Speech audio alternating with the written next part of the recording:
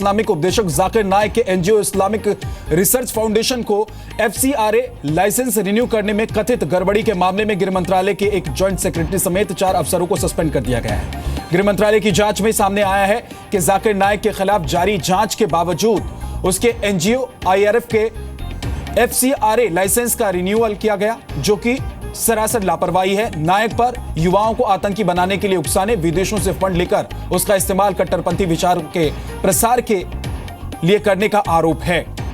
तो ये तमाम आरोप हैं और इसके बावजूद उनके लाइसेंस को रिन्यू कर दिया गया और यही वजह है कि इसकी गाज अफसरों पर गिरी है। जाकिर नाइक की मदद करने वाले गृह मंत्रालय के ऑफिसर्स पर कार्रवाई को केंद्रीय गृह राज्य मंत्री किरण रिजिजू ने सही ठहराया है।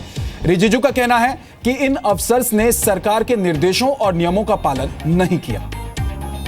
कल 3 लोगों का सस्पेंड हुआ क्योंकि उसमें कुछ गड़बड़ी पाया गया, और जब भी कोई संगठन किसी भी केस में फंसते हैं तो उनको हम क्लियरेंस नहीं देते हैं रिन्यूअल के लिए और किसी चीज़ के लिए भी। तो हमारा अधिकारियों ने कुछ गलती किया तो उसके ऊपर में कार्रवाई हुआ है।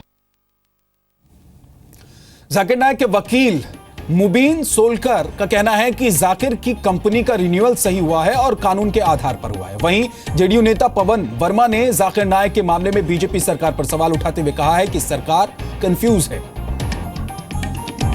हमने पहले भी कहा है कि जहां तक के अकाउंट्स का सवाल है, ये जो है ये अकाउंट्स जो है आईआरएफ के, ये हमेशा ऑडिट होते रहे हर साल, और इसकी जो है कुछ वक्त पहले ही एफसीआरए ऑफिशियल्स ने आकर के डिटेल इंस्पेक्शन किया था अकाउंट्स का और उनको कोई वायलेशन नहीं मिला उसमें, और इस वजह से उन्होंने सही से जो है इसका रिन्यूअल किया एफसीआरए का, उसमें कोई गलत नहीं है। और दूसरी बात, जहां तक यूएपीए का सवाल है, उसके लिए अगर किसी ऑर्गेनाइजेशन को डिक्लेयर करना हो अनलॉफुल तो उसका ऑब्जेक्ट होना चाहिए टू क्रिएट कम्युनल डिसहार्मनी, और ये ऑब्जेक्ट आईआरएफ का है ही नहीं। उनका ऑब्जेक्ट है to create communal harmony and to promote peace, और अगर इसके बावजूद भी अगर उन लोग इसको जो है डिक्लेयर करते हैं, it will be totally an abuse of the process of law and abuse of the draconian provisions of UAPA.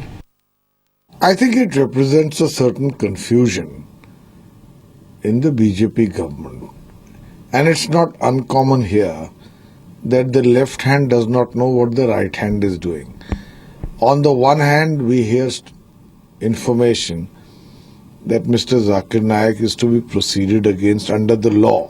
On the other hand, you renew his license for FCRA funding. I think the government needs to get its act clear.